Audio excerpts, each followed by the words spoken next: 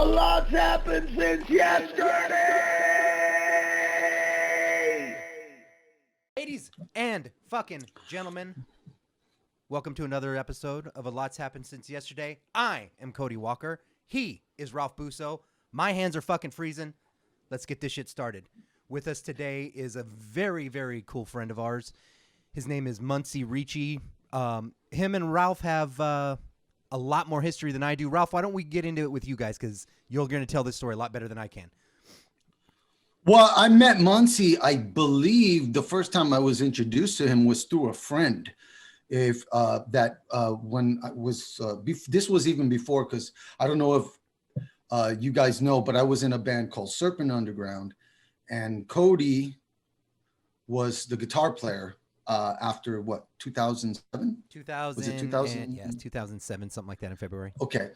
Prior Give to or take a 2007, couple I was introduced by a friend in the music industry. She was a lady that was trying to, her name was Tracy, and she was trying to get into management. She liked getting into the rock scene with bands, and she was friends with the band Tantric. And I guess, Munsey, you had worked with Tantric at some point or something like that. Yeah, So Tantric, they definitely hired us before. Good bunch of guys too. And Tracy, we love Tracy. She's awesome. you remember Tracy, right? Yeah. Oh, So I remember Tracy. so Tracy was the one, I think, if I'm not mistaken, I think Tracy's from the East Coast, and you're from the East Coast, and I'm from the East Coast, so it made sense. And at the time, we were playing a gig out in the East Coast, Connecticut. We played the Webster Theater. And so she came out to see us, and she said, you guys sound good. You guys need a better production team for your music. You know what I mean? She goes, you guys need to get a producer.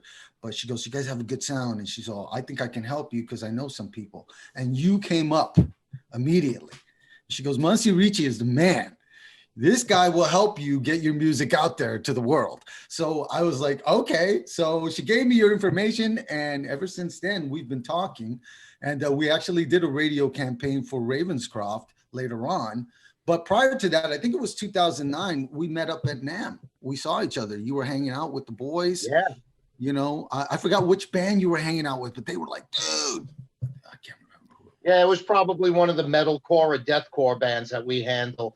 I mean, you realize what we Those do, guys love you, bro. that's what I mean, dude. It's like I grew up with thrash and hardcore, and what we do is very niche. And they're like, dude, you don't actually like that shit. I'm like, yeah, I fucking love it. I want to drink beer. I want to get in a circle pit. I don't get in a circle pit anymore because motherfuckers are getting banged up hard. Yeah. And I'm like, so at this point, I just sit in the back at the bar and I drink and I watch it. Well, It's a little bit easier on the body, huh? Well, before we go much further, Munsey, why don't you give us an idea of what you do and why you and Ralph came together? Well, I'm one of the radio promo indies. I started my career in a band. I was a lead guitar player in a thrash band. And we actually wound up not getting signed. And I went back to school. I had a scholarship to engineering school for Center for the Media Arts. And I wound up working in a recording studio at a jingle house.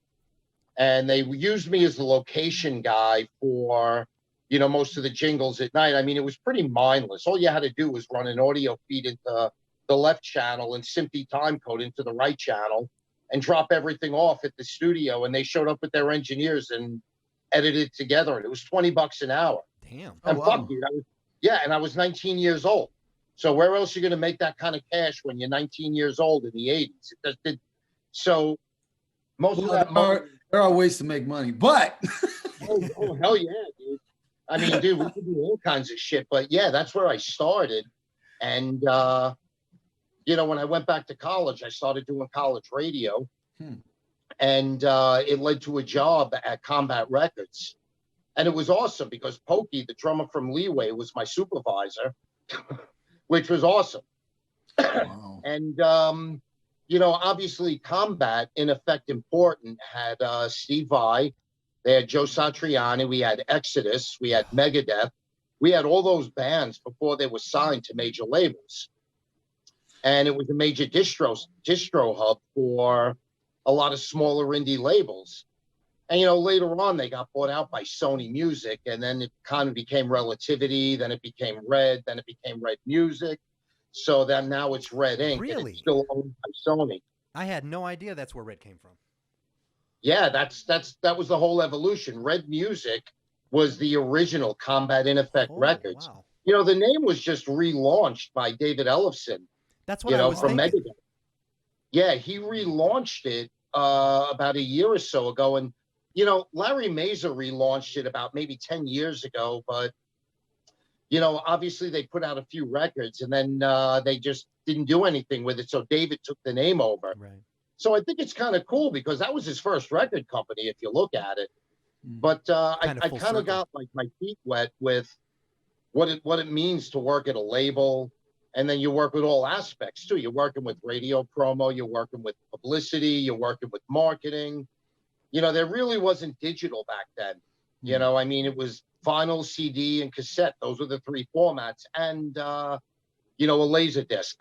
Those were the formats everybody used. But, it was a much better gig, a lot more stable. Fuck, dude, I had health insurance. I got a paycheck every week.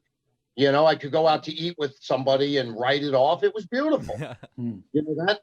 So, as I was finishing college, it was kind of cool because I wound up landing the gig at Polygram Records.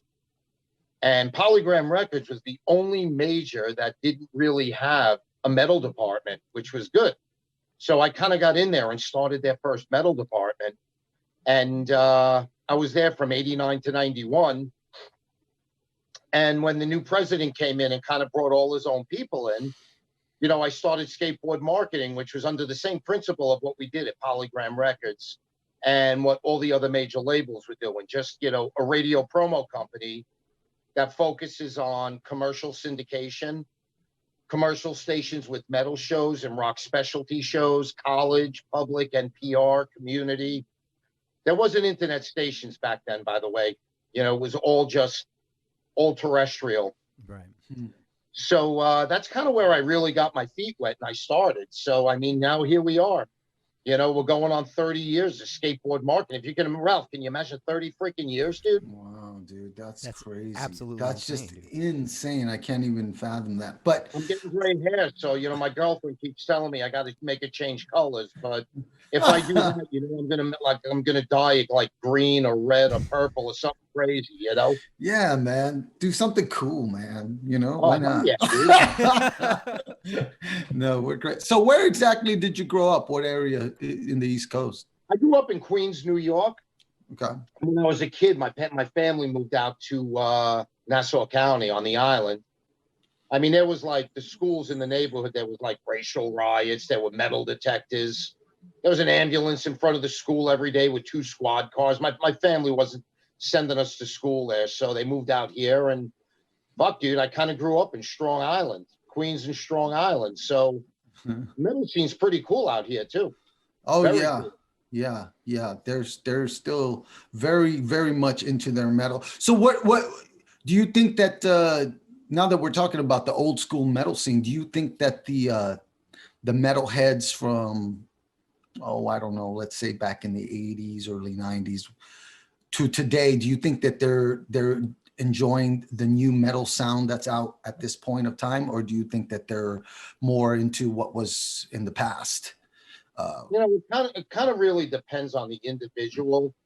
I mean, some people are always into like hearing new, fresh stuff, and I love hearing new, fresh material. A brand new band with a vibe and a sound that nobody's done before. I just think it's mad fucking cool. Right on. Right on. You get some fans that grew up with Ozzy, Priest, Maiden, and Sabbath, and they're like, they're going to stop and now they're going to listen to Ingested. Or, they're going to listen to Within the Ruins and they're just, or Hatebreed, and they're just not going to get it because it's just not what they're into.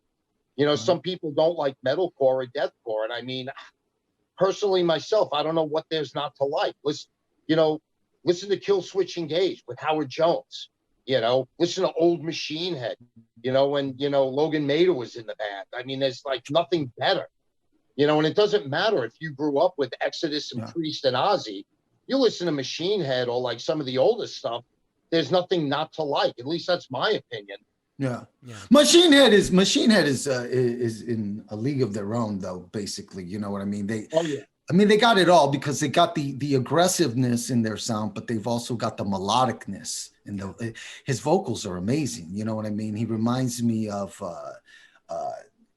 God. There's several artists actually that he reminds me of, but Phil Anselmo kind of. He can pull all of it off. You know what I mean. And that's important. I think that you're able to pull it all off. Can you do a good scream? Yeah. Can you sing real melodically with a vocal? Ivan Moody does that really well. And I think that's key. I don't know who you like. Who do you like right now? Who are some of the bands that you're into? I like everything. I mean, I still like Overkill, Priest, Sabbath, Maiden, because that's a lot of the stuff I grew up with. But if you really look deep into what I grew up with, it was Diamond Head, Motorhead, especially Motorhead. Motorhead was like one of my key influential bands for me, and Black Sabbath.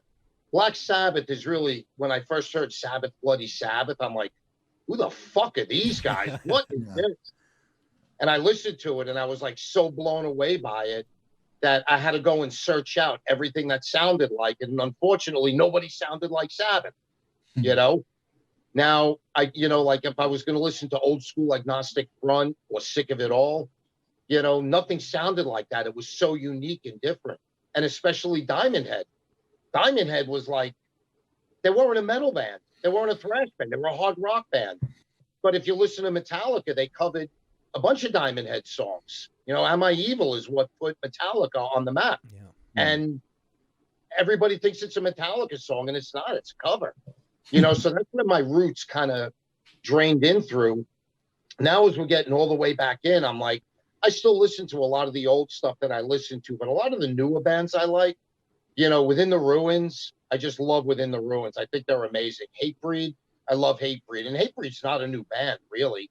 I mean, they've been around 20 freaking years. Yeah. That's crazy, huh? That kind of shit drives me crazy. I mean, because you never think about that. You hear about Ozzy and, Sharon just announced he's going to do a farewell tour in 2022. And still in my brain, I go, what do you mean farewell tour? Ozzy ain't going no fucking nowhere. It still feels like dude. Yeah. He's so not retiring. And the same thing. Hatebreed's been around for 20 fucking years. Yeah, what that's the hell crazy, happened, huh? dude? It's like, What happened is you got old. Yeah, the time flies. Nope, time not flies accepting when it. you're listening to metal. No, I know. As long So as there's you- hair dye, I'm not old. It's I gonna know. happen, And I really like a lot of the small eclectic niche labels like Unique Leader. Unique Leader's got some really, really cool bands. So does Good Fight Entertainment.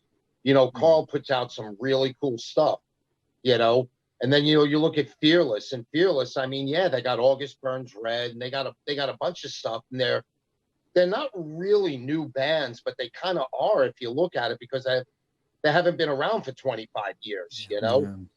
That's true. I mean, but still, when you stop and you look at the genre, and you look at the band itself, it's something new and fresh. And you look at the fans that are buying the albums, and you look at, fans that are going to the show, it's a completely different scene. So I just think it's way cool. Yeah. Do you ever watch? I don't know if you were into Guardians at all. I mean, I thought the last August Burns Red album was freaking amazing. August Burns Red? Yeah, I don't I'll think I've have to heard check that out. I'm not gonna lie. I'll have to check it out. That sounds cool. Oh yeah. I was going to ask you, do you think that since you've been doing this for a while, do you think that, because you mainly deal with the harder metal bands, you don't deal with more of the mainstream metal, you deal mostly with, I know you have though, right? Because didn't you push Disturbed's record at one point? Yeah, we did the first Disturbed record. We also did 2 Kid Rock records. I mean, obviously LA Guns, Muncie? they kind of got lumped into the hair band, but they're a hard rock band, and we've handled them for years, since I was a label guy at Polygram. So, I mean, there's an outlet everywhere at radio for whatever format that the band is. Mm-hmm. And if you looked at like KOMP in Las Vegas, I mean, Mel did the 80s hair show. So she played everything from LA Guns to the Scorpions to Poison and Warrant, you know, and the chick that did the metal show, Kristen, played August Burns Red and Within the Ruins and Slayer. So there's an outlet out at radio for every format and every genre within the hard rock world and the metal world. So that's the good thing about what it is that we do. You can find a niche for whatever band it is you're working and go somewhere and get airplay, because airplay is really important. I mean, if you look at it back in the day, you know, well, fuck, dude. You know, the band's coming to town. They're coming into Philly. You get on the phone with WMMR, you get the ad, and you sound scan 5,000 units, which is beautiful. Nowadays, you get on the phone, you get the ad, and you sound scan 100 units in the market. Everything is all gig sales and streaming. You know, so it's a very different environment. The climate has changed from the 90s to 2020. So you're approaching everything on how you approach stuff is a little bit different. You know, so you just kind of have to change your model as things change. How does How that has- really what you I do. think you're going to ask the same question, Ralph. Go ahead. Well, I was going to ask, how has streaming affected radio? Exactly what I was going to ask. Well, it has and it hasn't. I mean, it has in some cases, because if you're driving in your car, you're not going to listen to the stereo. You're going to just like pull up Apple Music or Spotify, and you're going to stream something. Are you drinking a beer? Yeah, having a stone. Fucking rule. There you go. Yeah. Upside down stone too. These are good. Love Oops. that. One of these Yeah, days, I'm going to make him turn it right side up. Just be like, pound What- it so we can see it right side up. Well, sorry. Since yeah, I know, right? Since we got off topic for a second, let's stay off topic. What do you like? What do you drink? Well, Skateboard Marketing is endorsed by Budweiser. All right, huh? There you go. Awesome. Yeah, so I drink a lot of Budweiser. Nice. Yeah, because it's usually Bud or Bud Light, because they endorse my company. And if they endorse my company, when I go to the supermarket, I can buy Bud and Bud Light. Nice. And I can support, because when we have our industry showcases, Budweiser sponsors the bar. So I can give back a little bit. I can afford beer. You know, we were also endorsed by Jägermeister when they had the band program, but they don't anymore. You know, Monster Energy Drink endorses us, plus gear companies, because when we do showcases, obviously the artist needs backline. So they're all endorsed. So they just give the artist an endorsement number, or they'll give us an endorsement number, and we get the artist whatever it is that they're going to need. So, I mean, it's kind of good having an established company, because when you need to get a job done, there's some angles you can play to do it. I mean, back in the day when we didn't have endorsements, it got really, really expensive, Right. you know? Mm. But it's good because we all share, you know, we all share the love and we share the name. So it's beautiful. Yeah. What all do you handle when you're pushing a band? Like, do you set up shows and showcases as well, or are you strictly radio? Now, we're strictly radio Okay. promo, but you remember you have the CMJ. Well, you had the CMJ convention, and CMJ relaunched, by the way, and Which is what? they're talking about doing a convention next year. And we always did a showcase for the industry with an open bar. Okay. The TMJ. You know, you have the Happens Radio convention, which happens in Vegas in February. You have Mondo, which is in New York.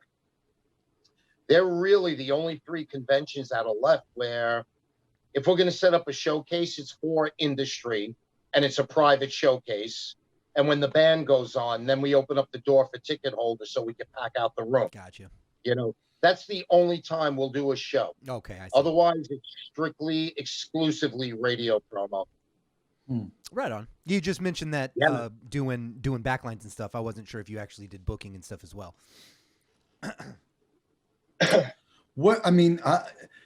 What drove you to do the radio promotion thing? What was it, because you realized that radio was such a key factor in getting a band out there? You know, I kind of, with radio, when I went back to college and started doing college radio, I kind of got radio in my blood. And when you talk to a lot of programmers, especially secondary market programmers, I mean, some of the same people have been at the same station for years and years. They just don't leave. It's in their blood. It's like, this is my home. This is my market. this is what I do. You know, once you kind of get that radio thing in your blood as a programmer, it doesn't leave. It stays there forever. You know, and when I was getting out of college radio, it was kind of the point of I had a choice. I could take a job in radio, or I could go to work for a record company and do radio promo. And it was the next best thing. Then programming was doing promo, because I got as much fun out of doing promo as I did by programming. So by doing promo, I get up in the morning and I just live to walk into this office and get on the phones and do the gig. And here it is, like going on 34 years, I've been a promo guy, and I still get up every morning and live for it. And when I go to sleep, I get 10 minutes goes through my head. What do I have to do first thing in the morning? And I get up and I can't wait to get into the office and do it. Yeah. You know? So it's beautiful. But, you know, if you're a programmer, you're going to leave radio, you're going to go work for a label. If you're a label guy and you're going to leave the label and go program, well, you're going to go to a radio station. It's kind of hand in hand, you know? You know, same thing with writers. You know, they wrote for the campus newspaper when they were in school and had a gig. They go to work at a PR firm. And what does a writer do when they want to go to work for a label? They go to work in publicity, and they were just on the other side of the coin. That's all it is. That makes sense. Did you have to build a team to do what you do, or did you just start on your own, all by yourself, and just because I know you started Skateboard Marketing? So how did you build that from the ground up? I started on my own. You know, I went to the office center and I bought a phone and a fax machine and a computer and a printer, and I set it up on my desk at my parents' house because I didn't have a desk at my apartment. So for like the first 4 or 5 months of the company, I came to my parents' house every day. Now they both went to work, so I was the only one in the house. So I got to babble and scream on the phones, and nobody heard me. It was great. Then I kind of moved everything from my parents' house over to my apartment, and half of my living room was my office. And that's kind of how I got it started. And in 1993, we hired our first full-time employee, which was John LaRosa. He came from WRHU at Hofstra University. He was like our first full-time guy. And our first part-time guy was Rich Fascinella, who came from WBAU, which was another local college station. So those were like our first 2 employees in 93. Nice. And from that point, it kind of just, okay, it's not a one-man operation anymore. Now it's a 3-man operation. It's me, and I got, 2 girls that work for us. And I have Scott, who's actually next Monday is his last day. He's leaving. Oh. So I'm kind of like, he's been here 3 years and he's really good. And I hate to see him go, but, he's taking another gig somewhere. So, you definitely need a staff because there's too much stuff for one guy to do. You'll lose your mind. Yeah, I could imagine. Yeah. It's Cody and I have always been into the teamwork thing. And of course, Cody is a lot more technically savvy than I am. So he handles a lot more than I do when it comes to this show. But the truth is a team, it's not necessarily just about, in my opinion anyway, how much someone knows or, what what they can do for you. But also it depends on whether or not they can come together with you and keep you going, keep the morale up, and motivate you to keep going. And that's what me and Cody do almost every day, man. We talk to each other just about every day, and we build each other's morale to help get this going. And I think that's important. I think that's the case with most bands. So when you're in the music industry, you kind of understand it because you're either in a band or you're dealing with bands. And you were in a band, so you know exactly what I'm talking about.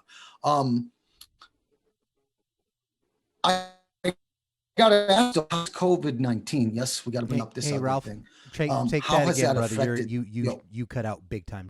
Just take that a second time, okay? Where do you want me to take it? Exactly. You just ask again the minute you started to ask. So just go ahead and do it again. Okay. On a side note, I gotta ask. Yeah, I gotta bring up the ugly word, COVID-19.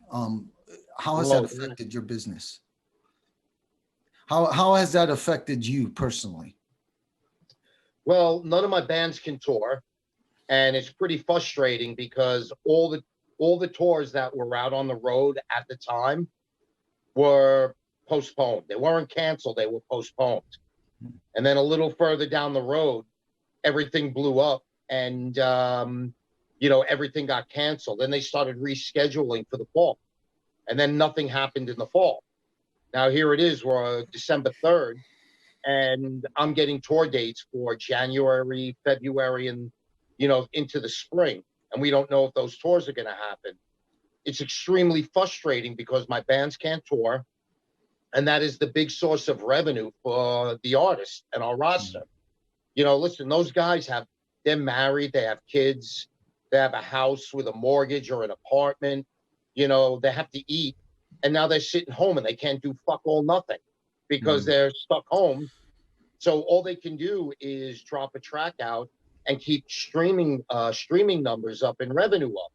So radio and press, it hasn't affected as much because we still need radio promo and you still need publicity and you still need digital and marketing. Retail is kind of taking a little bit of a slump because, Amazon can't fulfill a lot of the orders for artists, so they're feeling it. And I'm a bit confused about the whole scenario because we didn't do this for H1N1 and 157,000 people died from H1N1, and we didn't do this for the SARS virus. And I think another 150,000 people passed away from it. Yeah, I get it. This is a little more serious than the other two. It's a different strain. I get it. But I don't think they really needed to cancel touring so that nobody could work for safety, because all you really needed to do is go get tested. And if you're sick, you stay home. If you're not sick, you go out and you drink and you go to the show. Yeah. That's been my philosophy on this whole thing. Other people disagree with that, but that's my opinion on it. I feel that until our bands can tour, okay, the music industry is going to continue to take a hit over this. Yeah. It's pretty sad. It's a rough one, dude. That's for sure. It's a pretty tough pill to digest right now, but we just got to roll with it and make it work.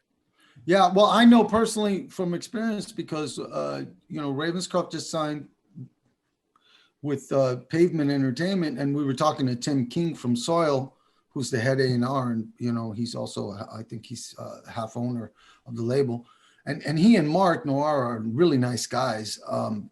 I love those guys. Yeah, they're awesome dudes.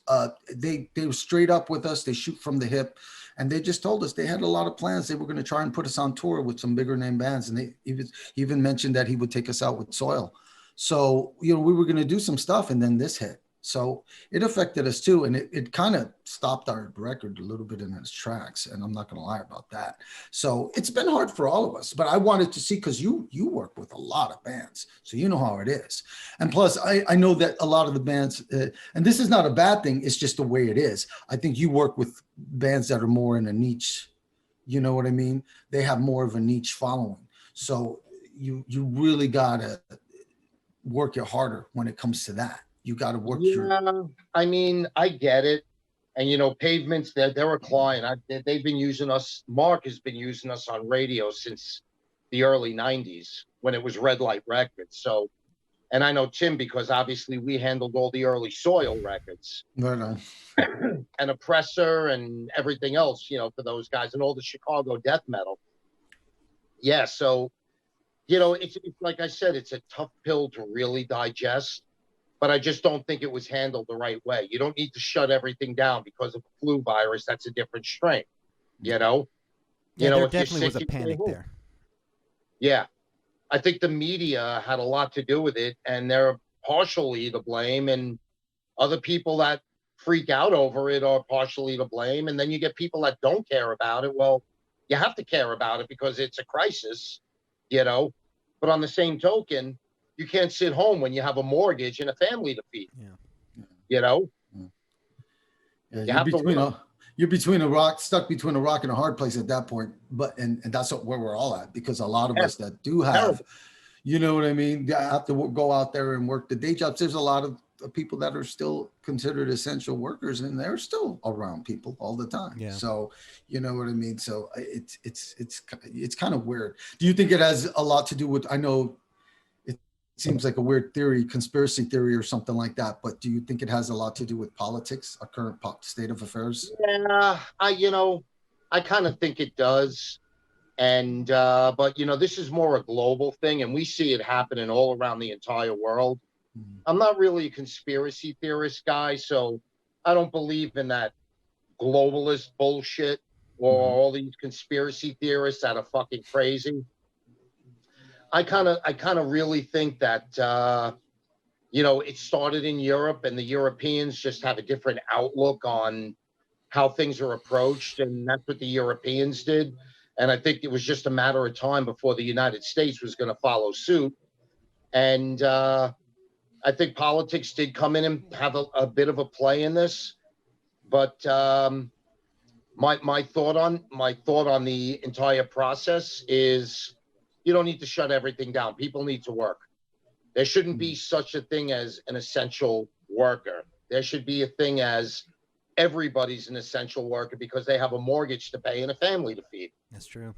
That is very fucking true. I mean, every treasury department, regardless of what type of government it is, whether it's a socialist, a communist government, or a free republic, or a democracy, or whatever it is, no treasury department can sustain supporting, the people without having money coming in.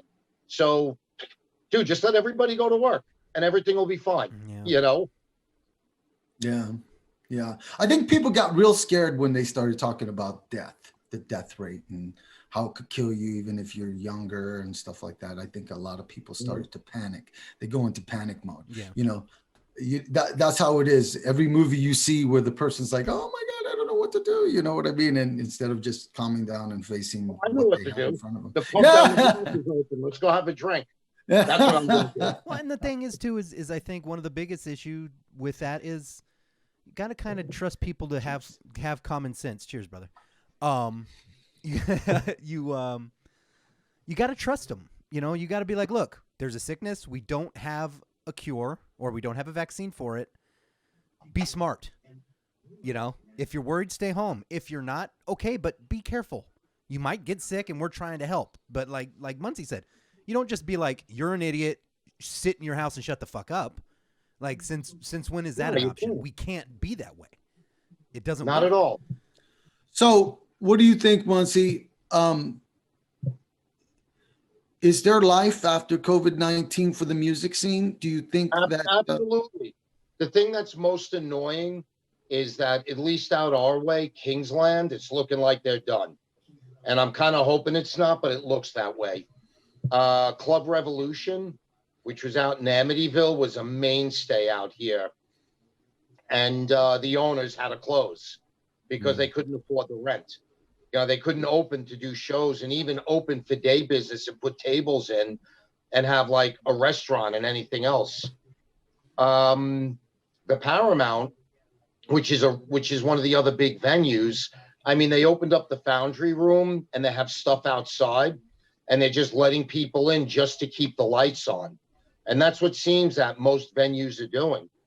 The only places that seem like they're like, no, they're not flourishing, but they're surviving is all the local taverns and the pubs and the bars, because you have your local business. So they're okay. They're at least able to get people in at limited capacity. But, let's talk about the big picture.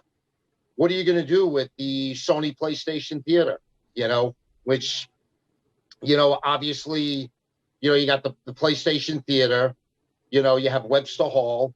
You have all the big venues in New York. Now what do you do? I mean, dude, rent on those buildings ain't cheap. You're talking prime real estate, Manhattan. It's got to be 20, 30 grand a month just for rent. How are you going to pay the rent for a year? Yeah, you've got no wax that can pack the house. And going forward, I didn't even go down that road with it. So really, it would be more the local places would have a chance to thrive than the bigger ones. Huh? Yeah. The big venues won't. The small places can because they can let people in. But on the same token, now when you get a big band that's going to go out and tour, okay, you know, you get a band that's going to sell out between a 3,000 and 5,000 cap room. Where are they going to play? But local places and small places can't really sustain, you know, the buyout for, you know, for a bigger band. Yeah. You know, so which means now the band's going to go out and tour for half of what their worth is, just so they can tour. And you know, I don't really see Testament or Black Label Society touring in a van. You know, that's just not going to happen. And some of those You know, can't. They got too big of shows. Yeah. How are you gonna get You Slipknot can't. in the fucking whiskey? You know? No, dude, it's not going to happen. Yeah. Slipknot is not going to play the whiskey, you know, because they're not. No. But on the same token, when the summer comes, now you can at least get open air festivals. So I kind of at least see that over the summer, you're going to have a lot of open air outdoor festivals, because it's going to be the only way you can get 15, 20,000 people into an area where the band, the talent buyer, and merch can actually make money. So summer festivals are just going to be everywhere coming up pretty soon. Then. Summer festivals are going to be stupid next year if it plays out that way. You know, I mean, Wacken didn't happen this year. None of the European festivals happened, and you know, Germany's hurting right now because of it. Yeah. Wow. That's crazy. Yeah, I didn't think about all that, but I wonder if they're going to have to do something where everybody's getting tested before they come in, and maybe even having to wear a mask and still do the social distancing thing. I hate that word, by the way, but that word, the term. But you know what, Ralph? I ain't social distancing from nothing. If I see you, you can get a bro hug. We're going to sit there. We're going to talk. All of a sudden the flu virus, if you're 6 feet away, you're not going to get it. Somebody has the flu and they're in a room, guaranteed half the people in that room are going to get the flu. True. Yeah, that's Whether true. you're down or you're standing up, doesn't matter.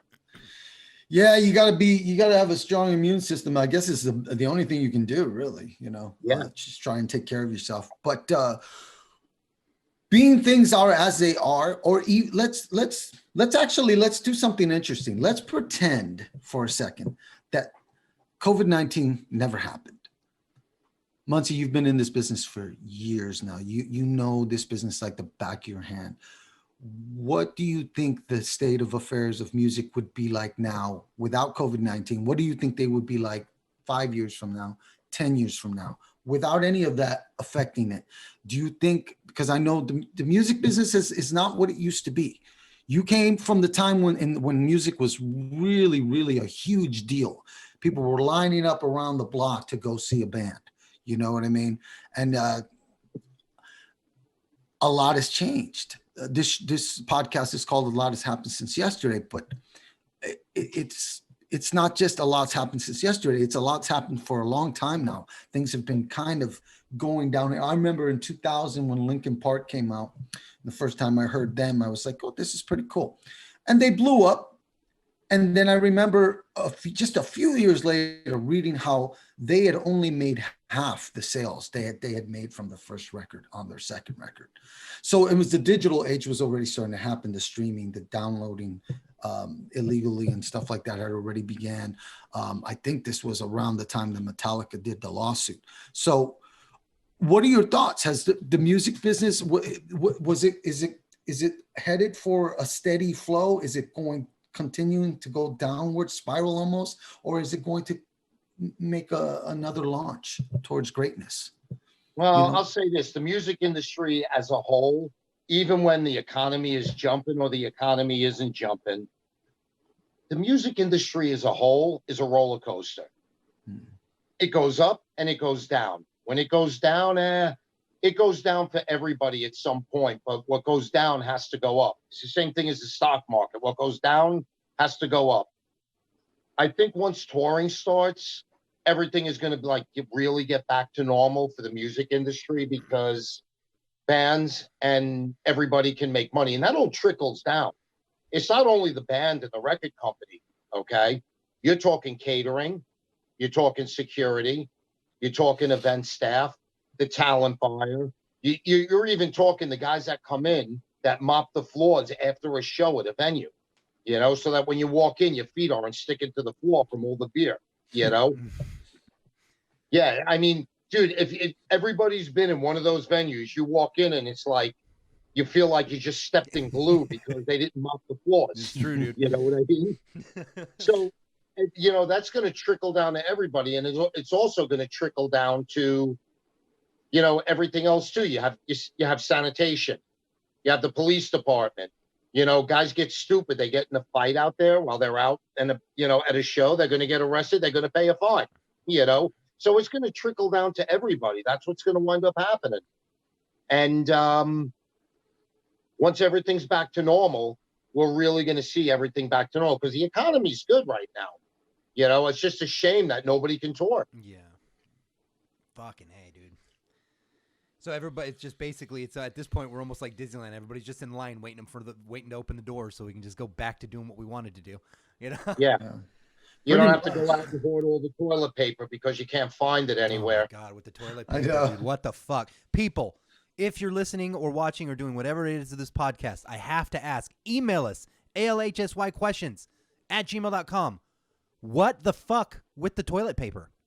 I don't even Stop care. hoarding fucking toilet paper. Yes, exactly. And if you did, email me and go, I did it because this. You know, are you really that worried about having a chafed ass? Come on, man. Save some for the rest of us. Dude, if you did that with toilet paper, you should have had your colon checked freaking years ago. Get a proctologist, goddammit. You don't need more toilet paper. I got 4 people in the house between me, my staff, and my girlfriend, you know. There's 4 people here. And I buy 36 rolls and it lasts me 3 months. I can't even buy 36 rolls. So when it's there, I got to buy it. So I got it. Yeah, man, it's crazy. It's been crazy everywhere, even out here in California. It's been nuts. People, you show up and that's the one aisle that doesn't have anything in it. It's like completely barren. You know, yeah, but there's plenty of beer. Oh, yeah, I know. Yeah. That's the funny part is that, like, I don't know, and I don't know. I think beer makes you poop, doesn't it? So maybe they go hand in hand. Maybe it makes you poop. I don't know. maybe you have to buy the toilet paper so you can keep getting the beer. I don't know. But anyways, a band right now that's just getting started out, but they feel good about what they have, their product. They've already tested it to a certain degree. They know what they have is solid. They worked with a good producer. Is it time for them to come to you, Munsey? Is it time at that point, or when do you think is the best time for somebody to come to you? I mean, obviously, for me to take something on, you just face the fact, which is something most independent bands or new startups just don't know yet. Radio stations don't interview bands whose record they're not playing. Radio stations don't accommodate any artist whose record they're not playing, period. Okay? Now, if you want to pursue radio promo, you need a record or you need a single. Now, obviously, there's a big misinterpretation in radio promo. Everyone's like, oh, let's just drop another single. Well, that's great if you're working active rock or commercial radio because it's a singles format. When you're working with alternative or metal or anything on the specialty side, especially college, it's an album format. And a lot of college stations have the 101 rules on how not to play a record. Oh, it's just a single. We don't report and add singles.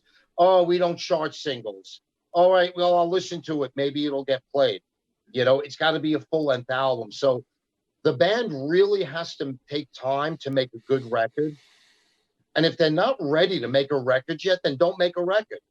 Okay, don't make a record just for the fuck of making a record, because you're not going to be happy with the outcome and you're going to spend a lot of money for nothing. Not being ready is not necessarily a bad thing. Sometimes that's actually a good thing and a blessing in disguise. Okay, Mike Howe from Metal Church said it all with the third album, blessing in disguise. You know, take your time with a record, make a good record and something you're really proud of, instead of something that was done half-ass. And then you go out and then you do it. You just have to remember, it's going to cost some money. It's going to cost some money to get in the studio and make a record. Then you have to go hire a publicist. You have to come and you have to hire us for radio. And then you're going to have other costs in between. So it's going to cost some money. But you know, like most people, most publicists and radio promo indies, I mean, we're all flexible. We'll work around a budget, you know? Well, what are your thoughts about a band starting out with a single and maybe, you know, a video to promote it or something like that? Is it something that, because I know that I've heard this before anyway. Let me put it to you that way. I've heard this before. So I'd like to ask you what your thoughts on this is.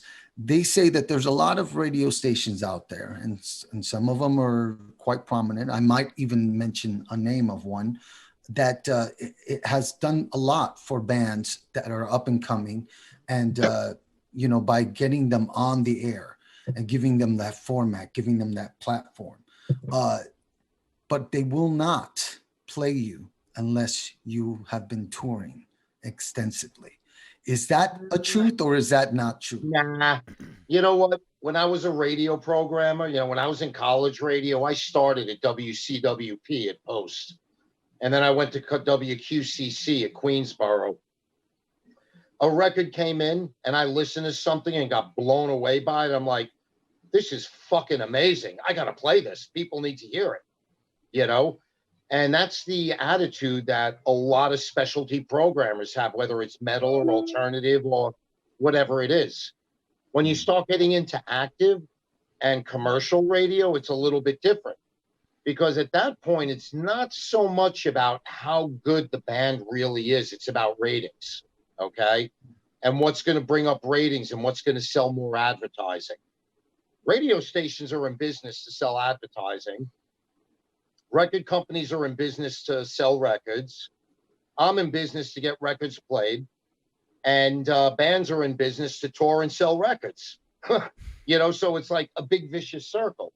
So commercial stations are always going to look at, all right, is this going to help us sell more advertising? Now, that's not the case with everybody, just so you know. Some programmers, you know, some PDs and MDs, they hear a record and really like it, and they're going to give it a fair shot and put it on. And if it doesn't test well, they're going to take it out. And that's just the nature of the beast. That's how it's going to work. But in other cases, you know, if it tests well, it goes in, and there you go. You know, now at that point, you're off to the races. Or maybe they'll just add the record because the band's coming to town. You know, you'll get a couple of weeks worth of airplay. You'll bring some people in the room and you make some new fans. You know, so, you know, it's a lot of different angles and different scenarios on how it can play out.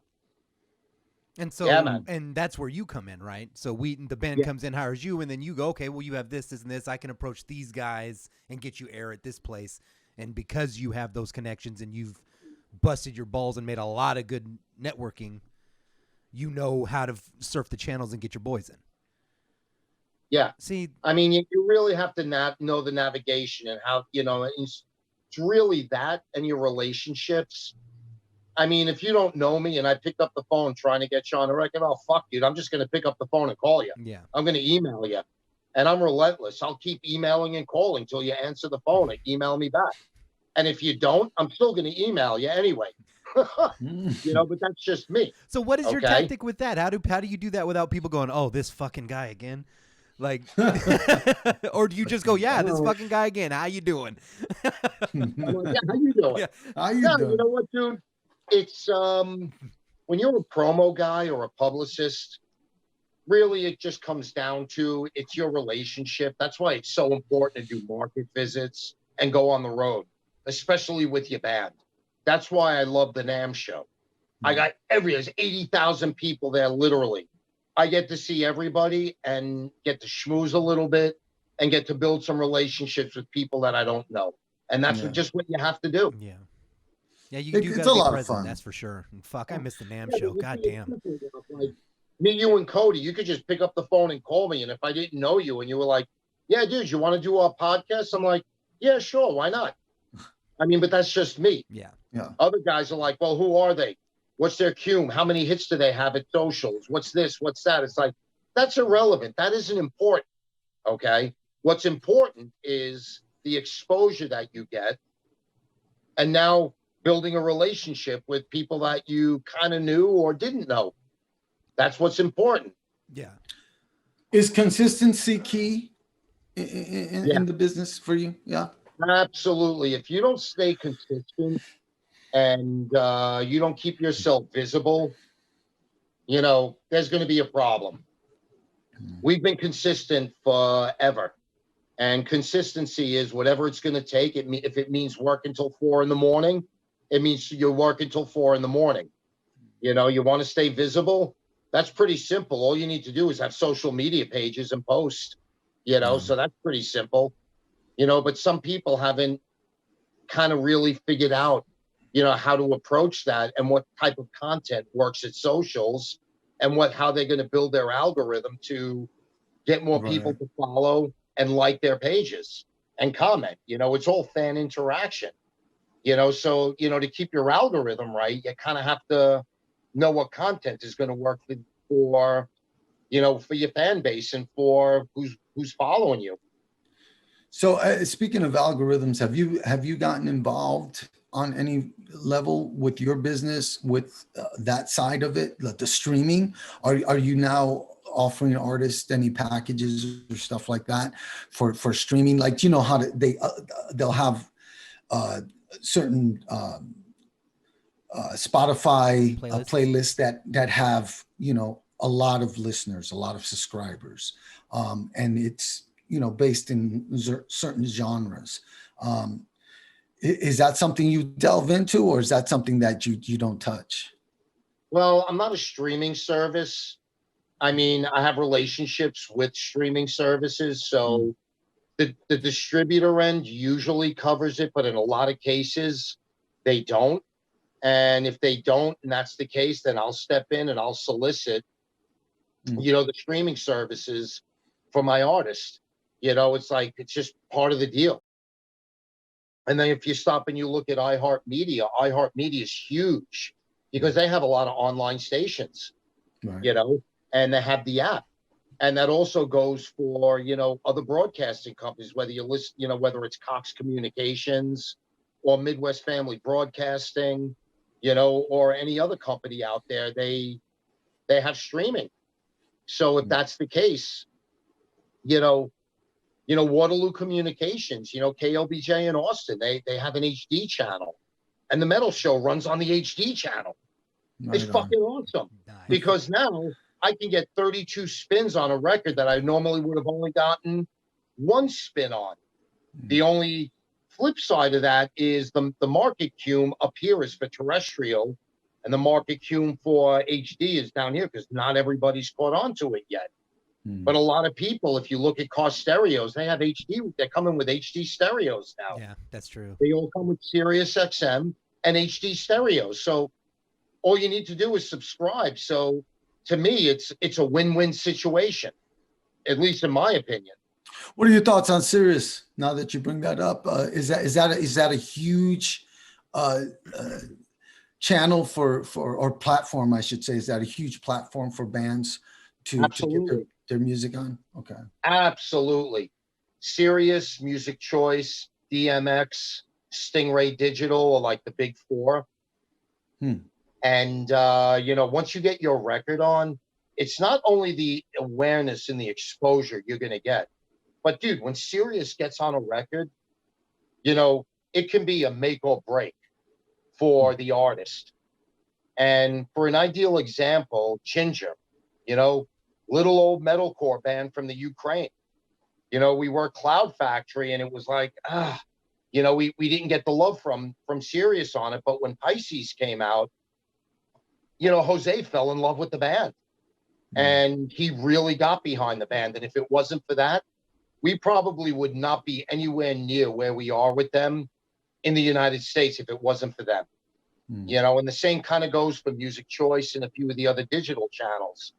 The market impact is huge, and it's essential for artist development. If you want to break your band, that's what you have to do. I mean, think about it. The Stern Show. Somebody goes on the Stern Show, 20 million people are listening to Stern. That means 20 million people know about your band. Okay? Jose, it's serious, but Liquid Metal gets behind a record. Okay? that means millions of metal fans are listening while they're driving to work. And what happens? They get turned on to a really cool band. Either they're going to like it or they don't. If they dig it, they're going to stream it. They're going to buy the album. They're going to buy the merch. And then, you know, when the band's on the road, they're going to go buy tickets and they're going to buy more merch. Right. What's there not to like? It's a win-win situation for everybody. Have you been able to pick out people, or it's a weird question, but have you been able to pick out bands that you thought were going to get airplay on Octane or Liquid Metal or whatever it was on Sirius? Jose, that you speak of, Jose Manguin, right? That's who you're speaking of, which I listened to his show quite a bit.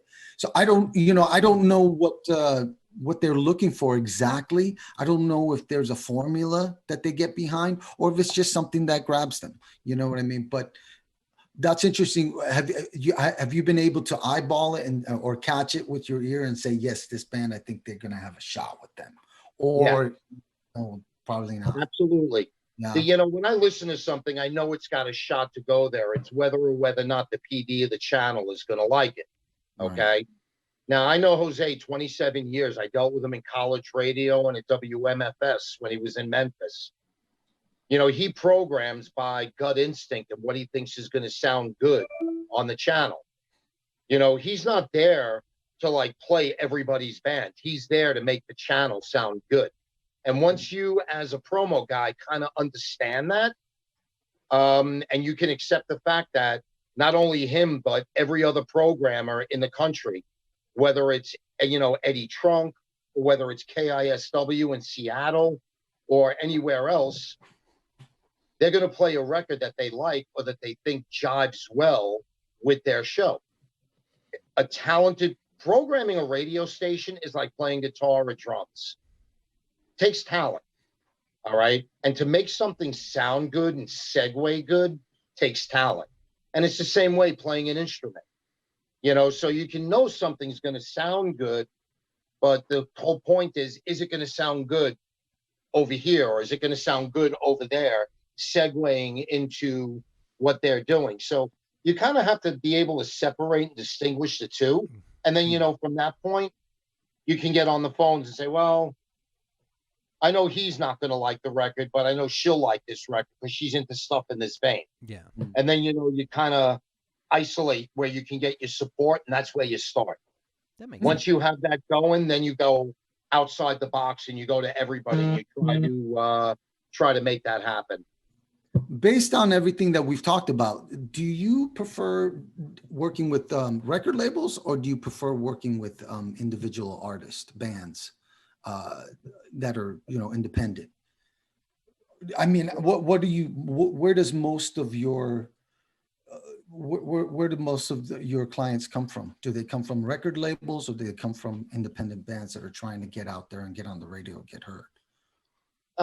Pretty much it comes from everybody. Management has hired us. The band has hired us. The record company has hired us.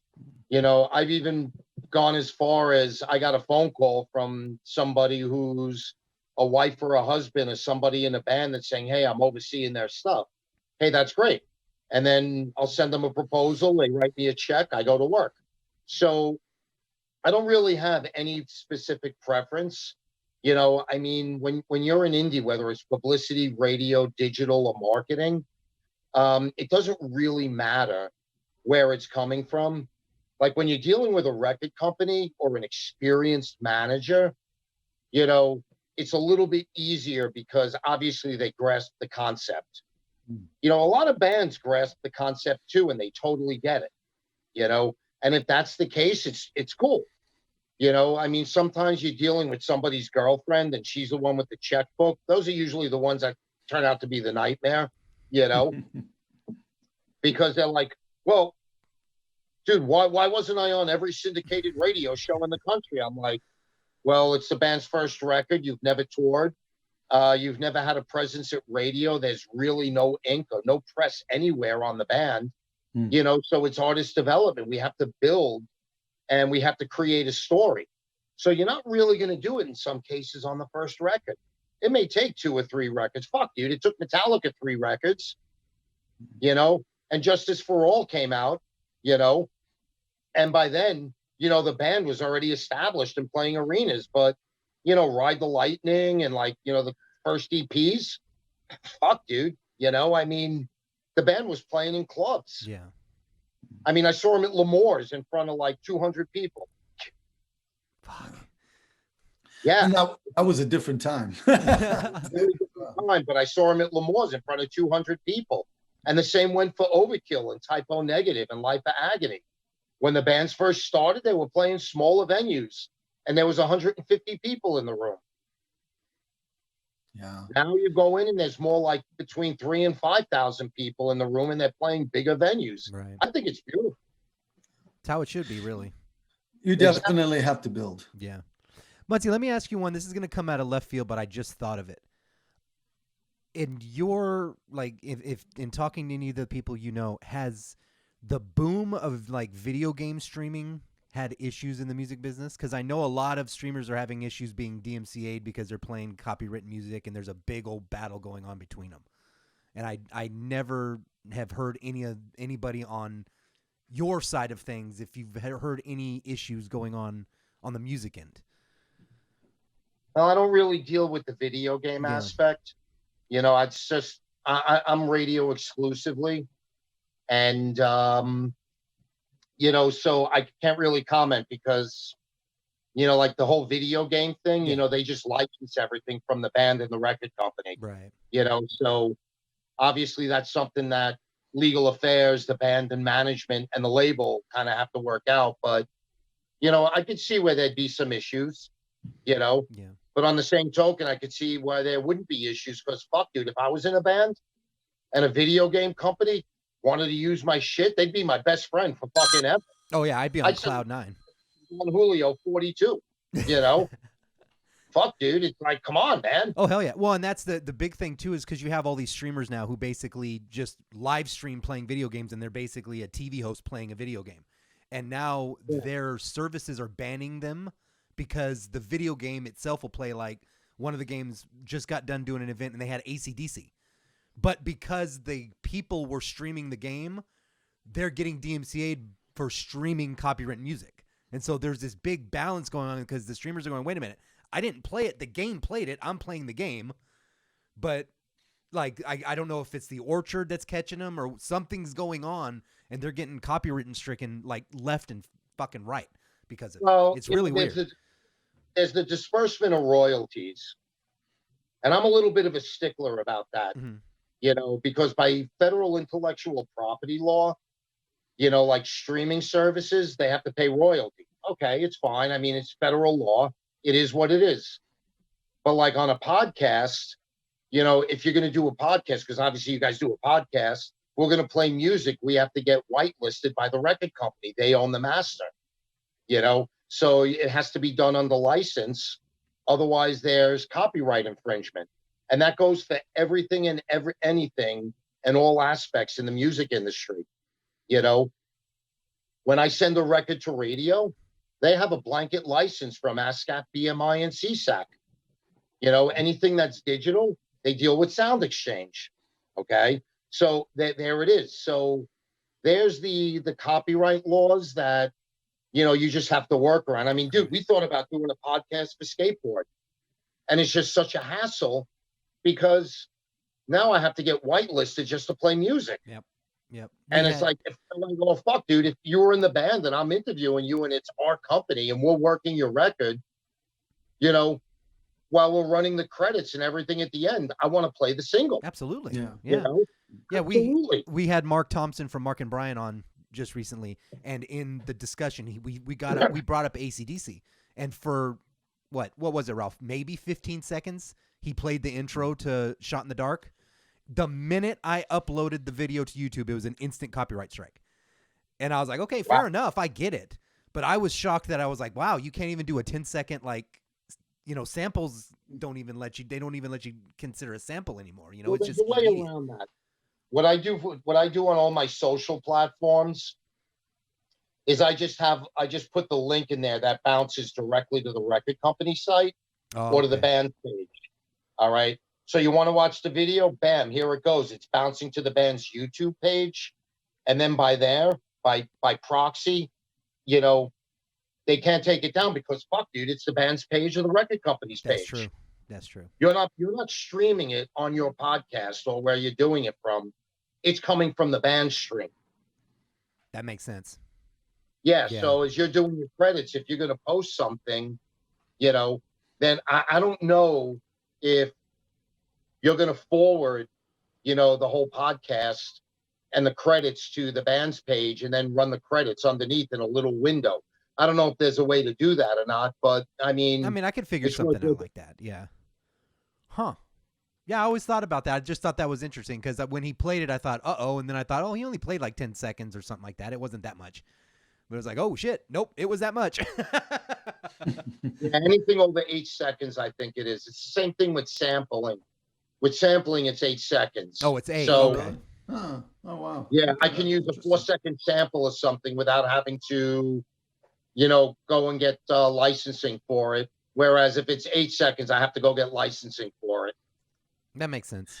There's so much information that people can learn from you, Munsey. It's pretty cool, man. And I know from, you know, personal experience dealing with you in the past, you've always been a real cool, down-to-earth guy that had no problem sharing your wisdom. Fuck yeah. You know what I mean? And that's I'm cool with it, bro. We just got to go out and drink. That's what we got to do. No, I know. We definitely need to go out and grab a few, man. It's good times coming in the future, hopefully. I can't wait for COVID-19 to be gone. See you later. No, see you later. Fuck off and don't come back. No, fuck off. Don't ever come back. But this was a big hit. And so, but it's great being able to do something like this and have someone like yourself come on the show and give some real good wisdom to the people out there that are trying to get through this and just trying to get to the next level in their career. And I don't just mean bands. I mean people that are trying to work behind the scenes in the industry, you know, because you were in a band and then you decided to work behind the scenes. I don't know where that transition came into play and you decided, okay, I'm going to go from being a guitar player to getting records on the radio. You know what I mean? Because that's kind of a big leap. But yeah, it is. Well, you know, you got to remember too. I was in a band and then I went back to college, started doing radio. And dude, at that point, you know, once you start getting up to like your late 20s, early 30s, and your band isn't established, and you weren't signed, and you don't really have any records, and you're not living in your parents' basement, it makes it really tough. But dude, once I started programming a radio station, I was like, oh, dude, promo is where it's at. It was either promo or programming, one of the two, and I wound up in promo. Right on. And you love it, you can tell. Absolutely.